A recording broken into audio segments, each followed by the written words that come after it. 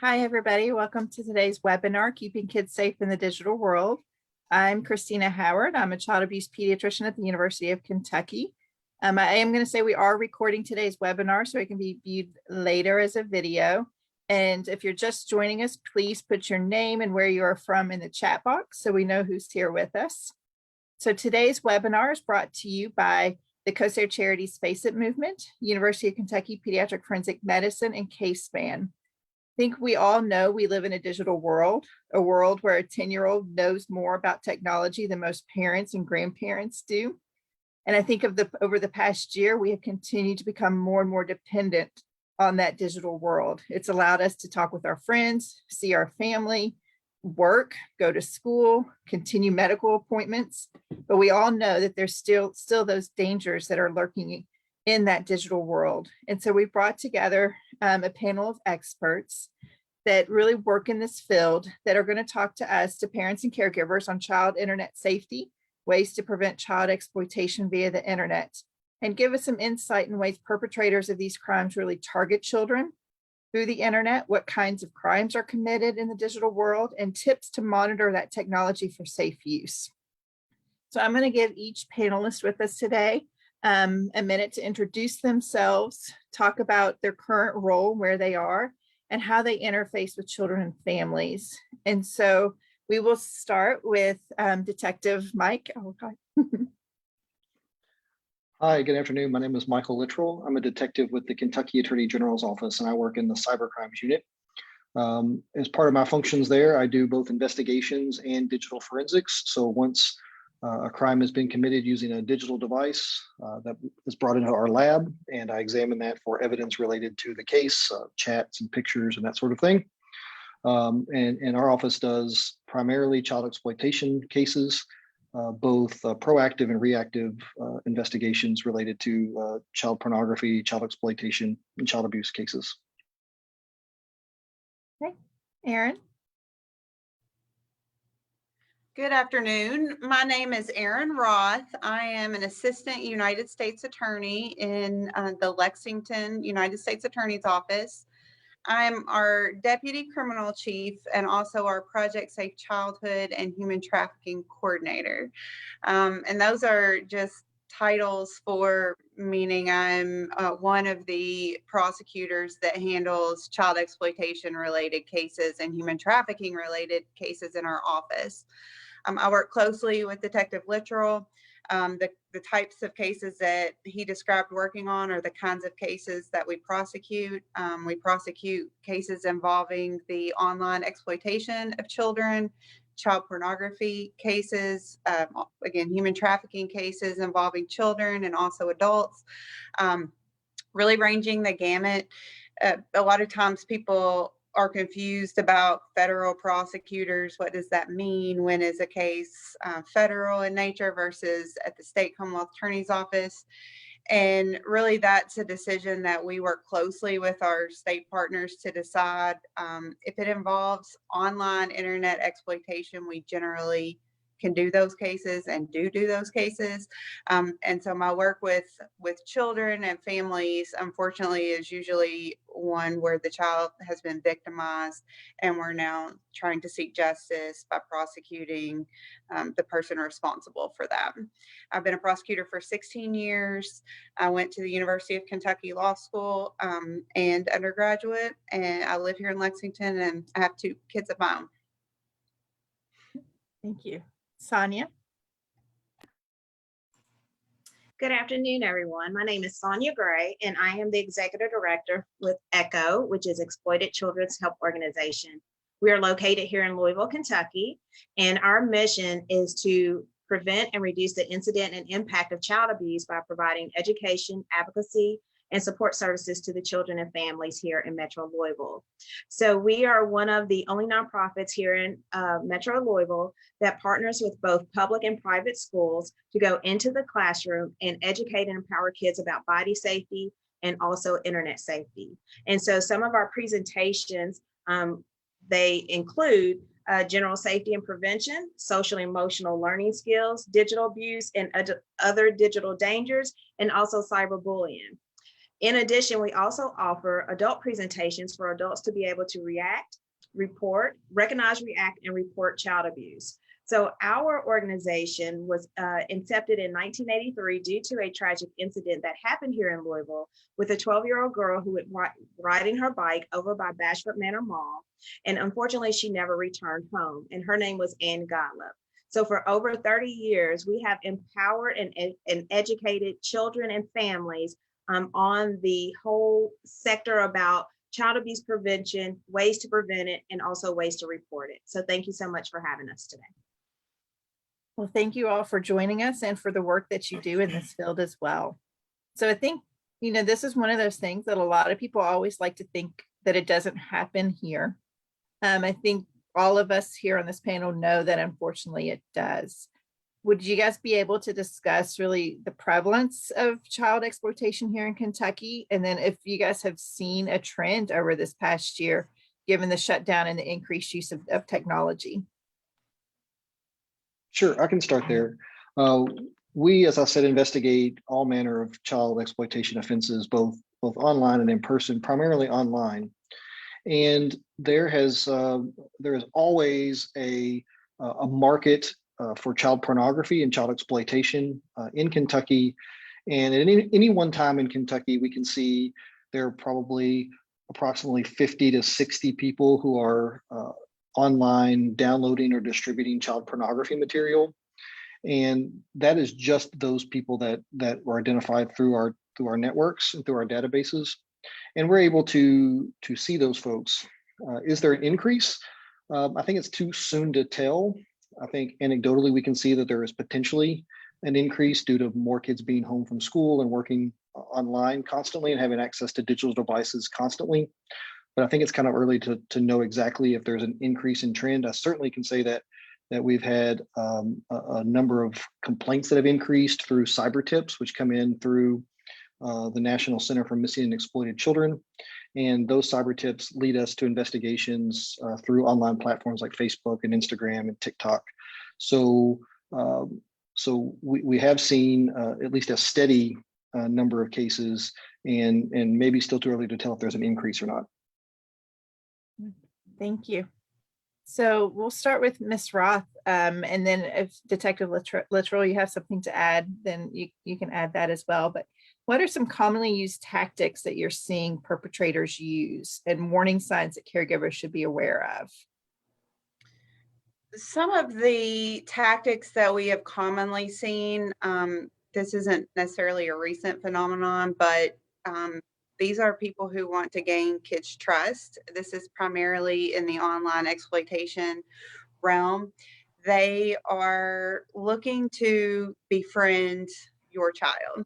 And what is interesting to parents is that the kids in these situations truly believe that these people are their friends. They think they're in a relationship with this person, that they're friends with this person. And the perpetrators spend quite a lot of time and energy developing that relationship. We have undercover detectives, and Detective Littrell can talk about this, but that's their job, is to pose as children and chat with these people. And one of the things that I've heard is it's so difficult when you have a family because they want to chat 24/7. They want to chat on the weekends. They want to chat at night. They want to chat all day. And, we have real families and we have real life. And you have to think about that from your child's perspective. This is someone who is interested in their life. They want to know about their day at school, their fights with their friends. They listen, they're sympathetic. And over time, they really gain trust. And it's surprising to us as adults, but often it does not take that long to gain trust. We're talking just a few days, and they are already starting then to the grooming process of bringing up sexuality and feelings and telling them how beautiful they are. And often our victims of this type of crime are in the teen years, tween years, 12, 13, 14. And they crave that validation, they crave acceptance, and that's what these perpetrators are giving to kids. And unfortunately, so many of them fall for that hook, line, and sinker. They think that this person is their best friend. And when we tell them don't talk to strangers, they would tell you this is not a stranger. This is my boyfriend. This is my best friend. And so that's, I think, something to discuss with your child and try to combat, which is as much as these people may seem like friends to you, if you don't know them in real life, they are not truly your friend. I can echo what Erin said, in that some of the tactics that we see is they befriend these kids pretty quickly, and they begin to desensitize them to sexual language. They desensitize them to photographs and videos and activities that they're interested in engaging in. And as Erin said, they compliment them. They give them this validation that they need really to gain acceptance with them. And so you ask about warning signs. So I think some of the things that we can look for are unexpected gifts. So if a kid is receiving, money or gifts, and they can send money via, Venmo and WhatsApp and Facebook and all these places. And so, does the kid all of a sudden have extra money they didn't have before? Do they have a new phone that they didn't have before? We're seeing perpetrators send phones to kids, and then they use the phone. The kid uses the phone, and then if they get caught, the perpetrator has the ability to remotely wipe that device if they think they've been caught. So if the kid goes dark for a couple of days, or if they say, I'm going to tell my mom, they wipe the device, scrubbing it of all of the evidence, and then that device is no longer usable. And so that's kind of a trend that we've heard about, and we've seen at least one case of that. And so so those are kind of things to look for, changes in behaviors, kind of the typical things that you would look for. And I know that's hard with teenagers because their emotions are always changing and they're always, in their phone. But knowing your kids and being able to have a comfortable relationship to be able to talk to your kids about what's going on is real important as well. So I think a lot of us think that the way that they're getting to people are through like Facebook and Snapchat, those types of things. And I know that is one platform. And a lot of parents think that playing games on apps is a safe use of an iPad.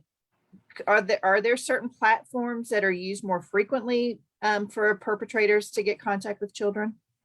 I will say that any platform that has a chat capability or a chat function is a platform that is able to be used by these perpetrators. So we think about things like Fortnite, and we think about other role player games where kids are sharing in that gaming system. Any of those platforms are capable of being used for this type of communication. And so parents can think, oh, it's not going to happen on this platform or that platform, but it's any platform that has any communication. So, Instagram, Snapchat, Facebook, TikTok, all of your video game systems that where they share in communication.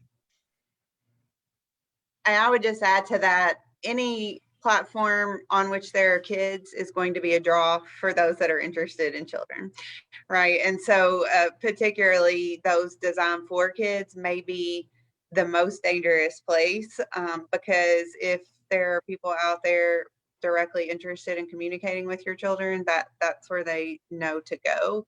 And it doesn't necessarily have to happen on the platform. They may just meet and develop that relationship, and then they will tell them, hey, let's move our conversation over to a different kind of platform that is easier to facilitate the kind of communication they want to. So you may be on a type of game that doesn't allow sharing of pictures, for instance. Well, they may meet on that platform, and then they may say, hey, do you have a Snapchat account? Do you have this kind of account? No, why don't you set one up, and then we can talk there. And then they will direct the child to a different kind of platform that may be better for sending of pictures, videos, etc. And Dr. Howard, I want to jump in because I think we're given a whole lot of information out here, and I want to reiterate some things. Part of what we do is, and that's why it's crucial to have prevention education organizations like ourselves that are going into the classroom to empower the kids about the digital dangers, about the signs of perpetrators, what to look for. trusting the gut instinct. Also, as Erin mentioned, you're strangers. If you would not let your child, meet someone out on, the sidewalk or the corner, then it's the same thing in this digital world. They are digital strangers. But I think most importantly, what we really need to get a lot from this is that we have to stop and realize that our kids are in this digital world. Some of us, we're catching up to this.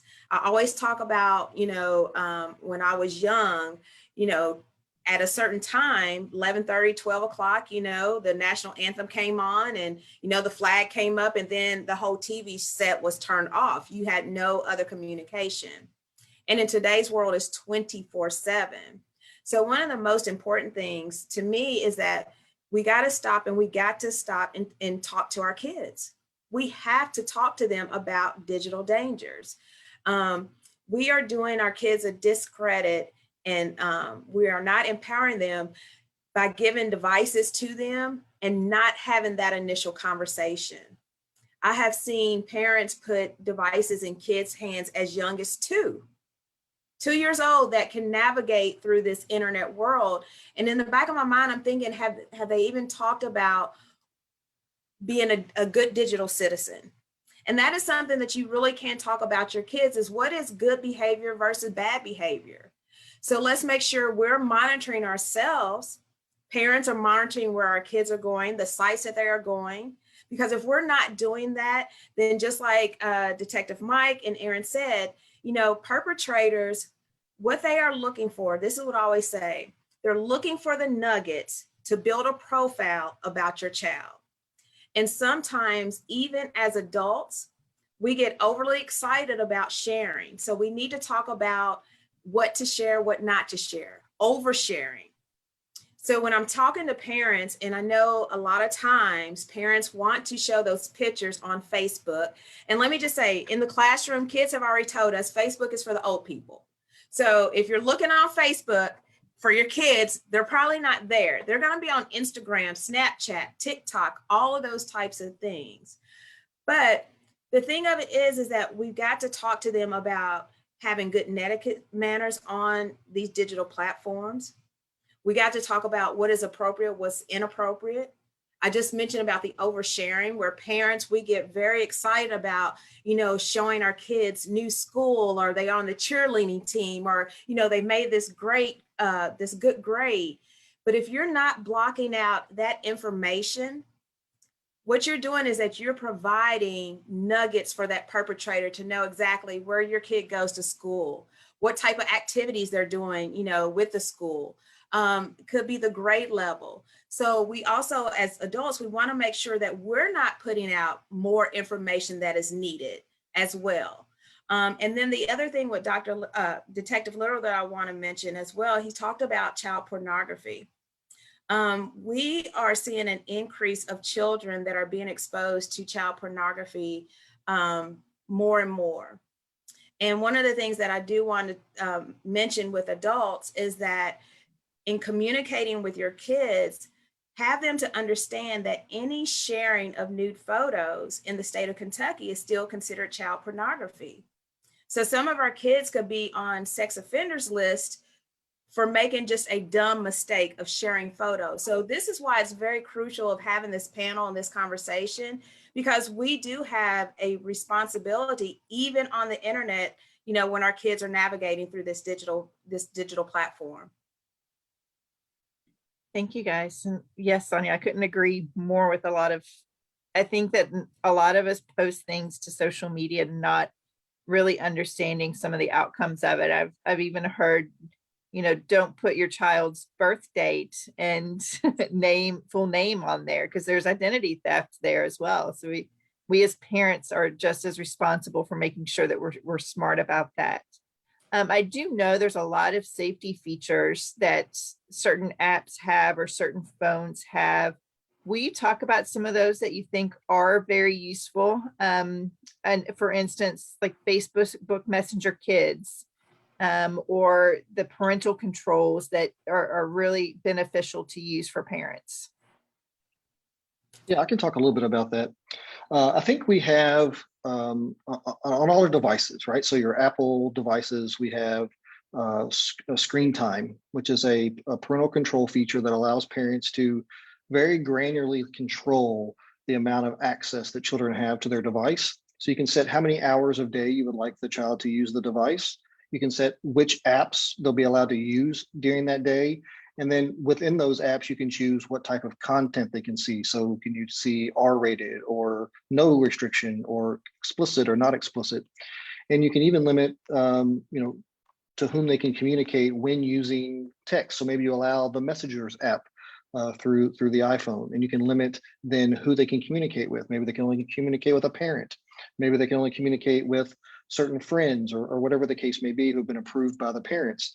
And you can also restrict that again to a time limit. So I think these provide a lot of function. For one, it provides a way to protect your kid from using those devices inappropriately, and particularly maybe at night. And the other thing is that it also restricts them the amount of time they can use on them, because we know that's probably unhealthy as well. And so if we restrict it to a number of hours per day in certain sites, then that really can protect them. And there's the same function for Android phones. And before I've talked about devices for your home. So there's a device you can get called a Circle, and it connects to your router at your house, and allows the parents through their cell phones to be able to see on their cell phones what internet sites the child is going to, and again, setting up filters. So you assign devices in the home to a particular child or a particular person.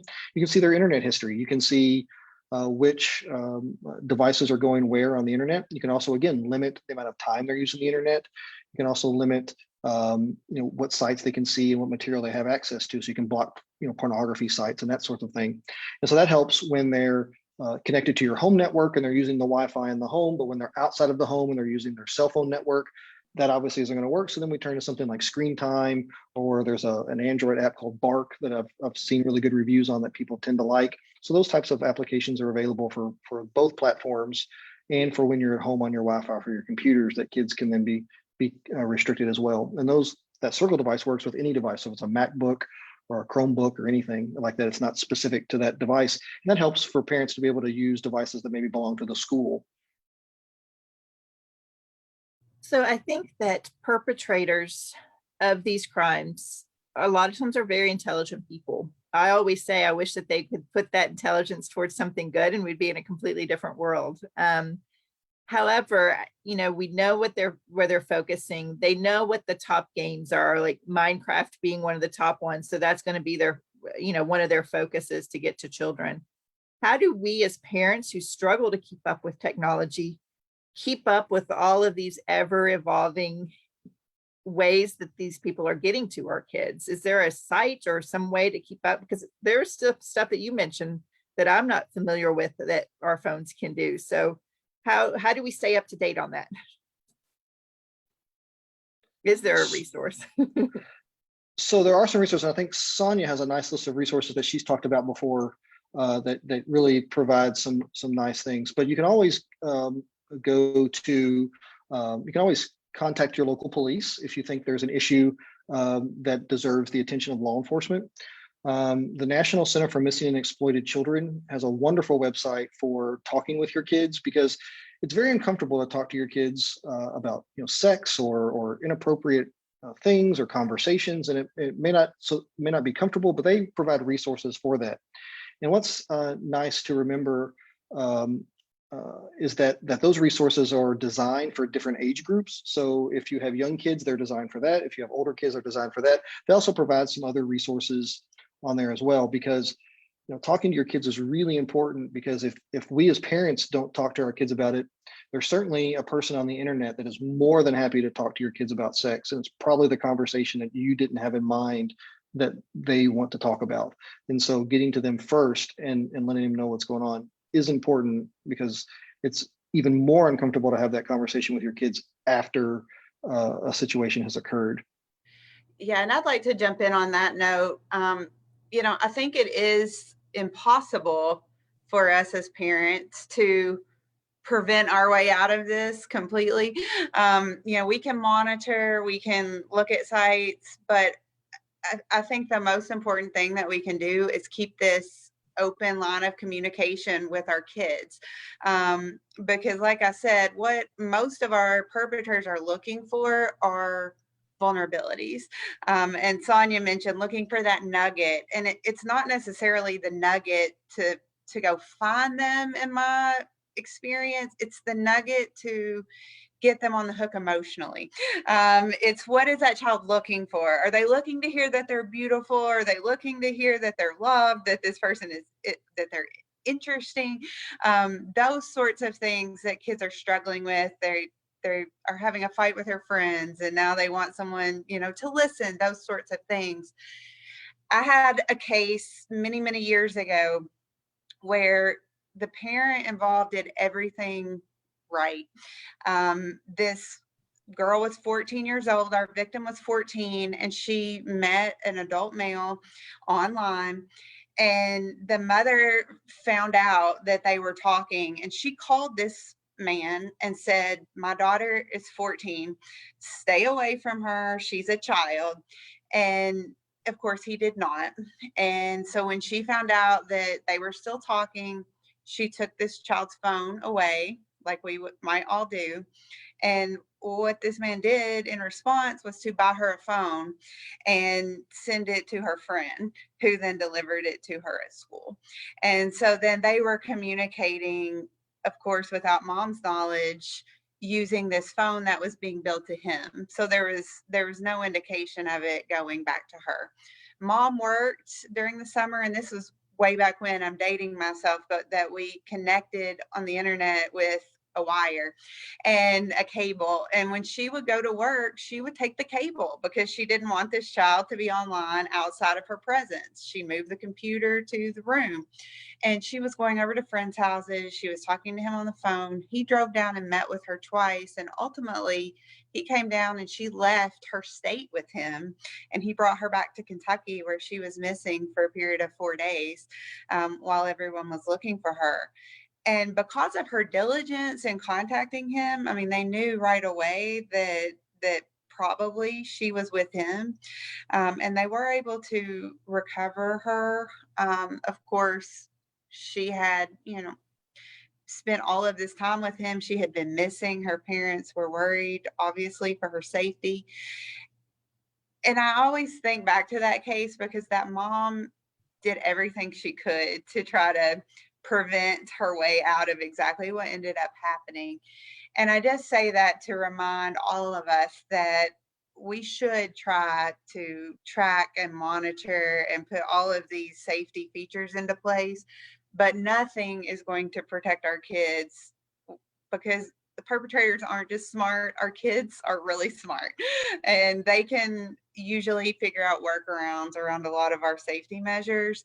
And so having that open communication where they feel comfortable coming to you and telling you if someone approaches them online, where they're not online seeking that validation, I think is equally as important as using the technology monitors that we have available to us.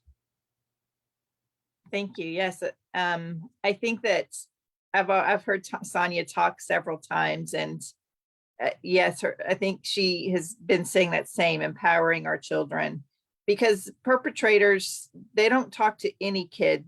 They do, and they put those feelers out and they reply to certain responses and end up finding those more vulnerable kids.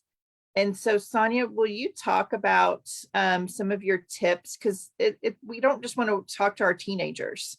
You can start talking with kids at a young age. And so can you kind of go through tips on how to start having conversations with kids at different ages and what you should be talking about? Absolutely. And you're correct. We are seeing incidences that are happening as early in elementary school. Detective Mike and I, we just sat on a panel with Hawthorne Elementary, which is 1 through 5, talking about the same thing with parents. And, we've mentioned several tips here.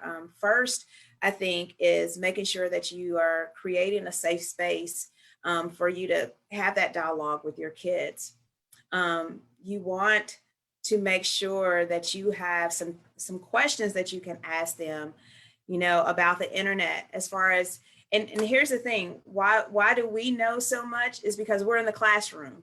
They tell us, there's no discipline that's coming from us. So we find out a lot in the classroom. But some of the things that, as adults or parents can ask is just, what platforms are you on? What social media platforms are you on? Has anybody tried to reach out to you that made you feel uncomfortable? Do you know what to do if someone tries to communicate with you that you do not want to have communication with? So you want to talk about blocking or reporting or making sure, once again, that your kids can identify a safe adult to disclose information to. We also want to talk about, as we mentioned again, what is appropriate and what is inappropriate information to put out there. We should not be putting our kids' full names out there, their birth dates. It really, we was actually in an elementary classroom, and a kiddo told us that he went to his mom and asked for a social security number. Now in elementary, that should be a red flag. Why would any kid want to know their social security number? We also want to be careful about, as Detective Mike said, online currency. So if there are certain platforms, you want to make sure that you're turning those pay methods off so that your kids do not have access. But the question that you asked earlier is like, how do we keep up with this? It's hard to keep up with it, because as soon as we dive in with, any type of gaming, especially games, as soon as we learn about TikTok or we learn about Roblox, and I'm talking about we as the adults, the kids have moved on to something else. Or there has been another app that has been developed that all of a sudden goes through this stream through the kids. And, it's kind of like that telephone thing. It's like, oh, I'm on this. And then all of a sudden, all the kids are on this one social media app. So it's really important to talk about even just the basics, even if you are unfamiliar with all the apps. I did throw a couple of resources down into the chat, but the main thing is having that open dialogue. I cannot stress it enough. Do not fear this digital platform. I've heard many parents say, oh, I just wish that, the internet would go away. There's great things about the internet as well. But as I mentioned, we just have to really talk about what are the things that kids do not see. And the other thing that I talk about with adults is that understand that sometimes we sit back and we think, well, why would a kid do that? It goes into that brain development. Their brain is not fully developed until they're 25, 26. So as we as adults sitting back thinking, well, why would you do that? Well, they don't have all the reasoning capabilities and, everything to make the best decisions. So they're going to do some of these things. It's just unfortunate that some of the things that they do on digital platforms can really have major, major consequences. As Erin mentioned, the young girl meeting the man, the grown man. We have a real big issue here with trafficking of young children. And most of that is all through the internet. Is that some type of connection, that vulnerability of that child and that predator being able to groom. But then it's always my question about where are those adults? Because somewhere in there may be an opportunity to prevent some of that. And some of it may not be preventable. As Erin mentioned, these kids are really, really smart. They're really smart. You can have privacy settings. They know how to go in and change your privacy settings. So you need to do it regularly on a routine. Don't share those passwords with your kids. They will know how to do that. The other thing that we want to talk about with our kids is that what they put out there stays out there. We talk about privacy and, and your kid may come to you and say, oh, well, mom, dad, I marked it private. Please communicate with them that nothing is ever totally private. We're sitting here today with two people that can go behind the screen of what we can't see just as general, people. They can find that digital footprinting. Everything can be connected. Everything can be found. So once again, when you're talking to your kids, please, first off, have them to understand that nothing is totally private. What you put out there in the digital world, someone can retrieve that information. Someone can retrieve that information. And that's why, once again, when I'm talking about specifically with kids, we are seeing a high percentage of kids taking photos of each other naked. And they have no idea what those consequences are of sharing those photos. So we just need to talk about some of the basics with our kids. And like I said, some of that is talking about what are some digital platforms that you have been on? Have you ever felt unsafe or uncomfortable? Has anyone ever tried to approach you? And then do you know who to talk to? And then the main thing for adults is please listen. Please listen to what they are telling you.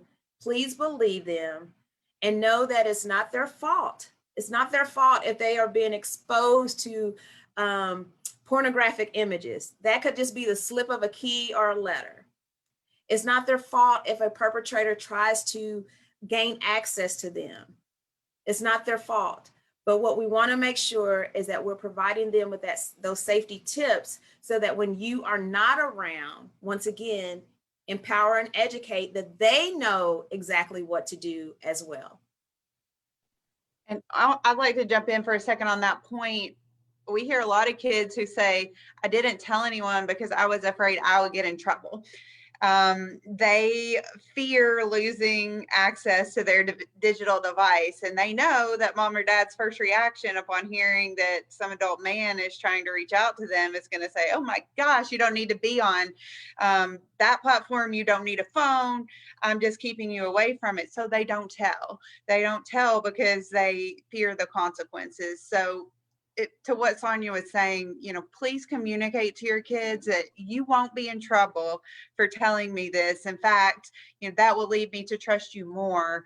And if you come and tell me these things, I'm not going to take away your digital access, etc., because you want them to feel comfortable letting you know the information.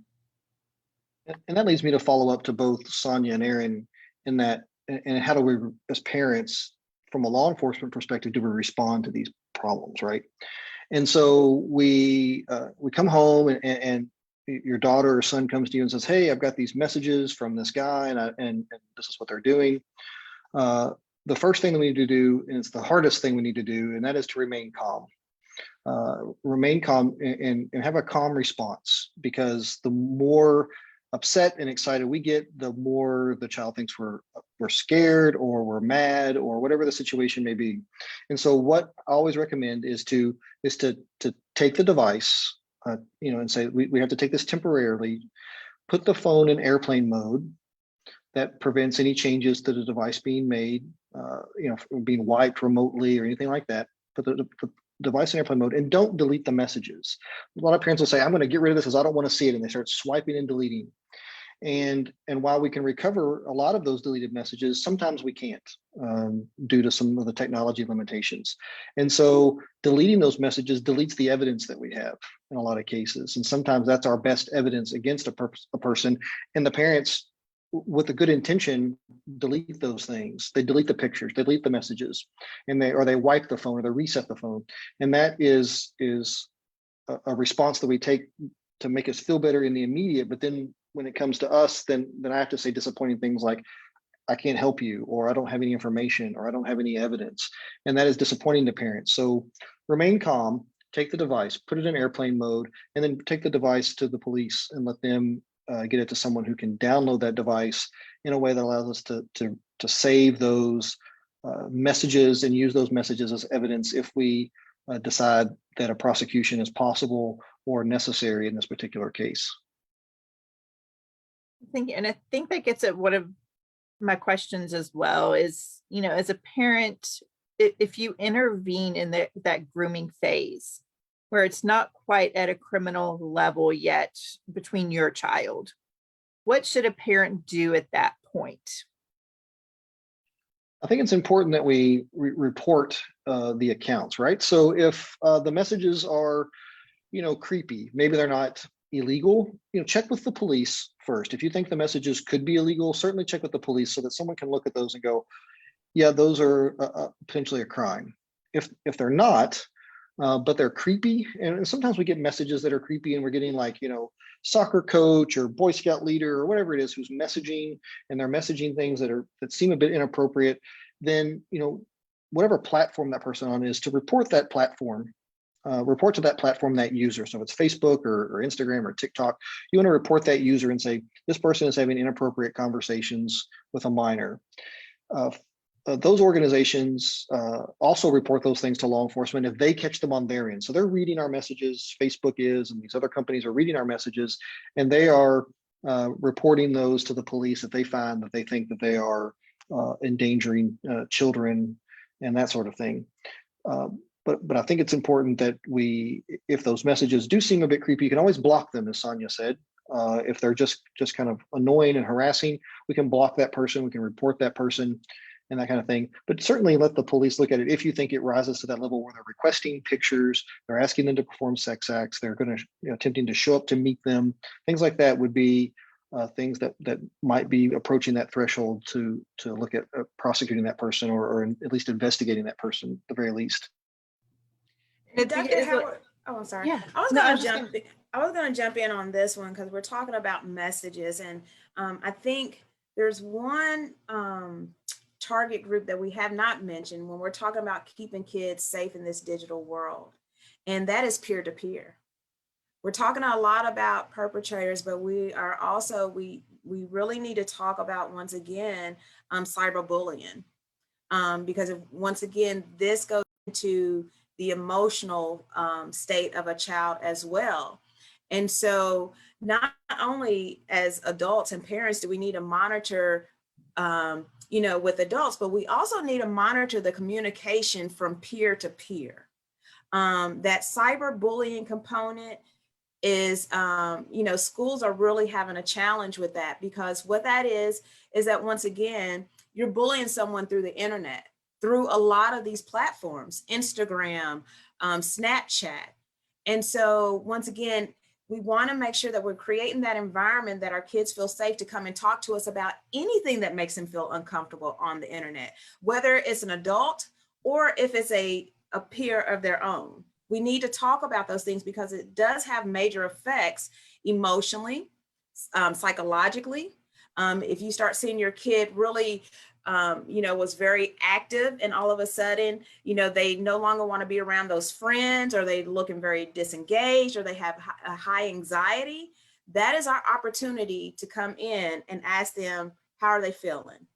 What have they seen something? Has someone made them feel a certain type of way on the internet? So I just want to make sure that we wasn't losing that part of it as well, because we've been focusing a lot on predators and perpetrators, but if we're talking about keeping kids safe in the digital world, we also need to talk about the pressures that kids receive from their own peers as well. Thank you. And I was going to go back to also what Detective Littrell was saying as well, in that, a lot of times they're not just talking to the one child. And so bringing in all of, if you catch something, that grooming behavior, that concerning behavior, and they see that this person is talking to 10 other kids, and they might be further along, they might not be that far, but if they can start to see that pattern, that's just as important as well. So we need to report those things. Sonya, I was going to ask you another question as well, because I'm a huge advocate of your program and what you guys do. We're sitting here talking about how parents can help kids, but unfortunately, we know in the state of Kentucky, a lot of kids here don't have parents where the child is the priority. They're not on top of what their kids are doing. They're not supervising as they properly should. They're not having those conversations. And so how can we as organizations, as school systems, those types of things, how can we help kids when we're not necessarily their parent, but it's still just as important to prevent that? Yeah, and thank you for being a big advocate for our organization. One of the things here in Kentucky that I do want to mention is that we all are mandated reporters. So we don't want to just wait for Michael. We don't want to just wait for Erin or the teachers or, you, Dr. Howard. So we're all mandated reporters. one of the things that, I think we really have a challenge right now is that we do not have any law that mandates or requires, our school system to provide child abuse prevention education, K through 12. And so it's crucial and critical for organizations like myself, like ours, to be able to partner with both public and private schools. And so one of the things that I will share is that, if you are an organization that, a youth serving organization that has youth, you would want to try to incorporate some type of cyber safety training for your kids, empowering them with the knowledge that they need to know to be able to navigate the most, to be the best digital citizen that they can be. So, if you do not have something, like that in your town or in your city, there are several different platforms, different websites that you can go visit and, show videos and just have an open discussion, conversation. You can always, reach out to organizations like ECHO. The wonderful thing that did come out of COVID is that many of us had to pivot, but it also presented a lot of creativity and it presented less limitation. So at one point, we were only able to provide presentations just here in Louisville just because of travel and, funding and things of that nature. But we are now able to offer virtual trainings as well. So we are not limited to educating kids just here in Louisville anymore. We can go outside of the Louisville area and do virtual classroom trainings, with anybody throughout the state. And so if you are someone that works with kids, I would just say really to, dive a little bit deeper into some of these resources that we are providing to you and find what is going to fit for your organization and begin a plan of action of how we're going to educate and empower our kids that we are working with. Because as you said, Dr. Howard, some kids may not have that parental support. They may not have someone that is actually monitoring. But if we do it on a twofold where we're empowering and educating the kids, and then the safe adults are also making sure to provide that safety and that structure as well, then hopefully we can keep these kids safe through the digital platforms. So that's, I would say just look into some prevention education or reach out to organizations like myself. And then I will talk with you to try to figure out what we can do to make sure that we're keeping your kids safe in the digital world.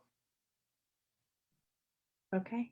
Well, so I think we're going to just go through each panelist now and let's give you a couple minutes to talk about one or two things that you would really think that the audience or participants that are going to watch this video would benefit from. Detective Littrell, we'll go ahead and start with you. Yeah, thank you. I think the things we have to remember, good points to keep in mind is one, if you're responding to a situation, remain calm. The other thing that I like to do is to start talking with your kids early about these types of things. That way we can make sure that they are protected and they are informed and they're educated about what the potential risks of the internet are. The last thing I would recommend is probably making sure that your kids' devices are not kept with them at night. So even my own kids, we keep them plugged in the kitchen. And so every night they come up at the designated time and they plug their devices in. And that gives me the opportunity to go through them and look at the messages that they've had, to look at their pictures, to kind of just make sure that everything looks okay on their phone. And it gives them an opportunity to take a break from that device. And it protects them from conversations that would go on into the middle of the night and that sort of thing. So I think it's important that they don't keep those devices, in their rooms all night for lots of reasons, but chief among them being, to protect them from these conversations that these folks are staying up all night having, or even, as Sonya said, peer conversations that get late into the night. And, as your mother always said, nothing ever good happens after midnight. And so you have to sort of, keep it locked down for them at night, and when they're not, needing those devices. Thank you. Erin? I would reiterate all of the great tips that Detective Littrell just said, and also just to remember I know I think I've said it a million times, but I can't reiterate it enough, is that the vast majority of the crimes that we're seeing are not ones of force. These are not cases where people are stealing kids or grabbing kids.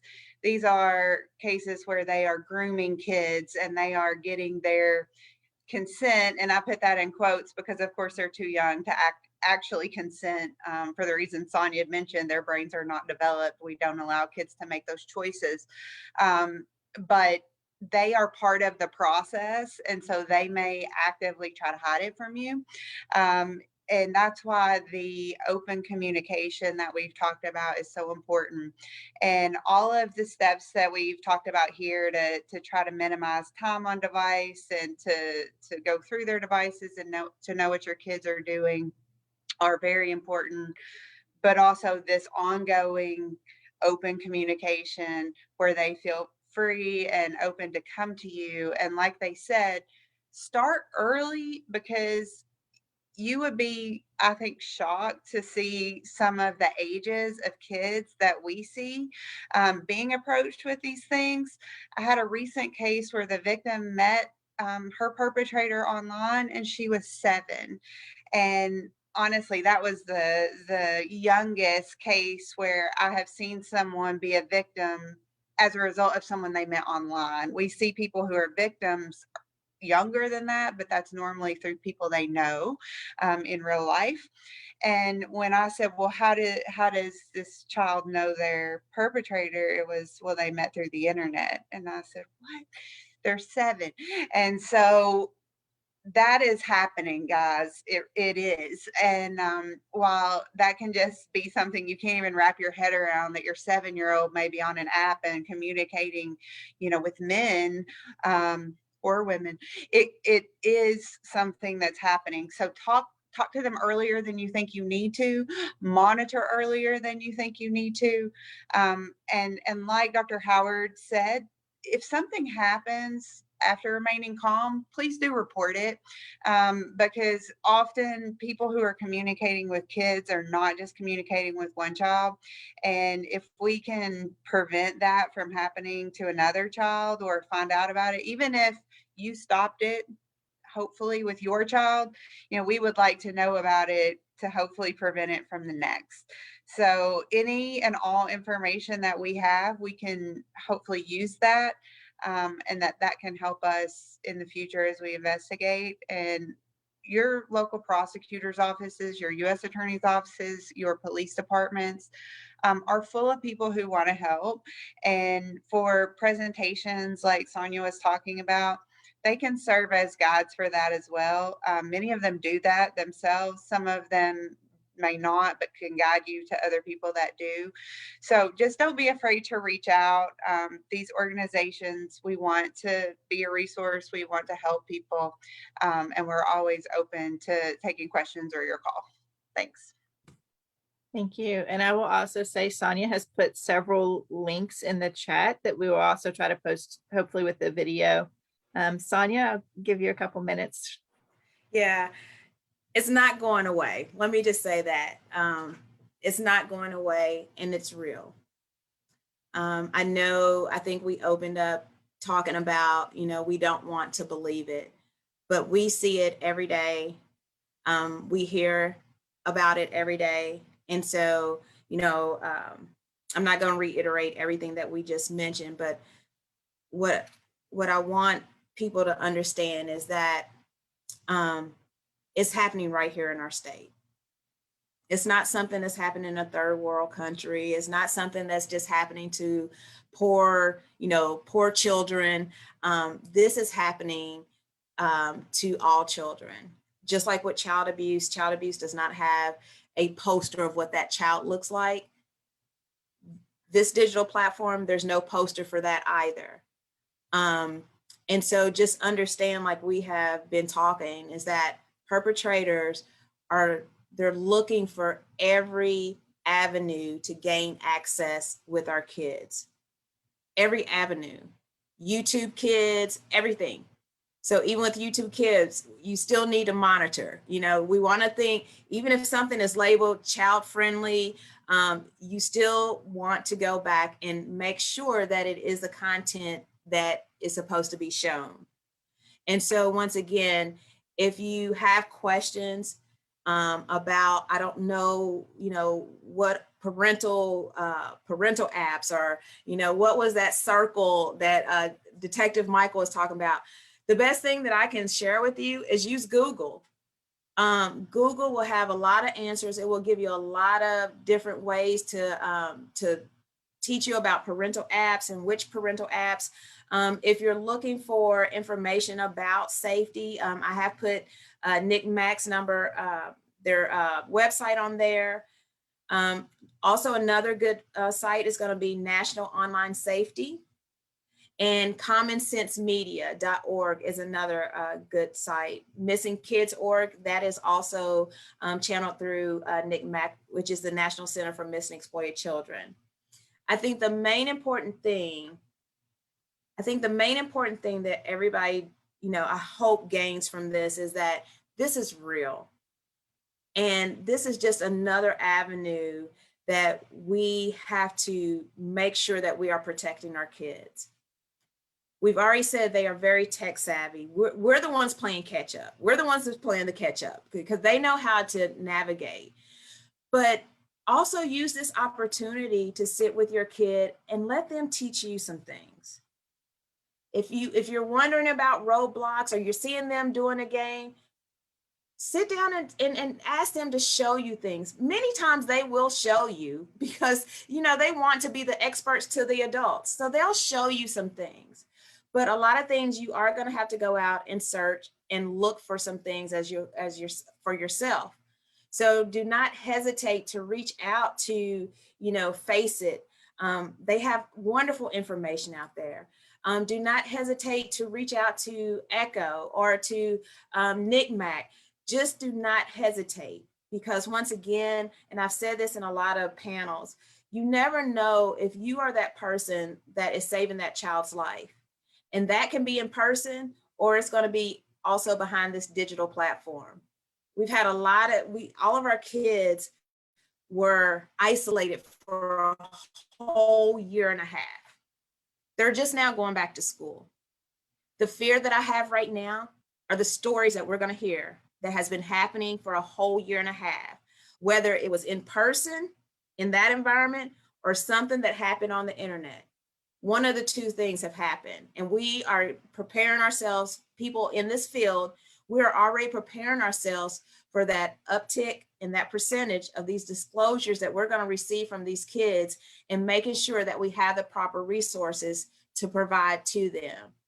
And so my main thing is just saying, you know, just do your best and be diligent, be a good steward, have conversations, always, not just one, continuous conversations. You can't just have one conversation and check the box and say, hey, I did my part. It's got to be continuous conversations, ongoing conversations. When things happen on TV, if that's an opportunity to have a conversation about what's happening on the internet, have that conversation, but make it a part of your daily livelihood while your child is with you from birth all the way to 18 till they get out of the house, that you're constantly going to be having conversations about the internet and how we can be the best steward on the internet as well. All right, I'm going to go ahead and jump in. Thank you all so much for sharing all this really important information. And thank you, Dr. Howard, for moderating for us. And again, Sonya, Erin, Detective Mike, thank you for joining us today. We will be sending out a follow-up email to everyone who registered today. And that's going to include a recording of the forum. So please feel free to share that anywhere with anyone. And it'll also include the links and the resources that were shared in the chat and that were discussed as well. So again, thank you to all of our panelists and Dr. Howard, and thanks to everyone who logged on today for joining us, and have a great rest of your day.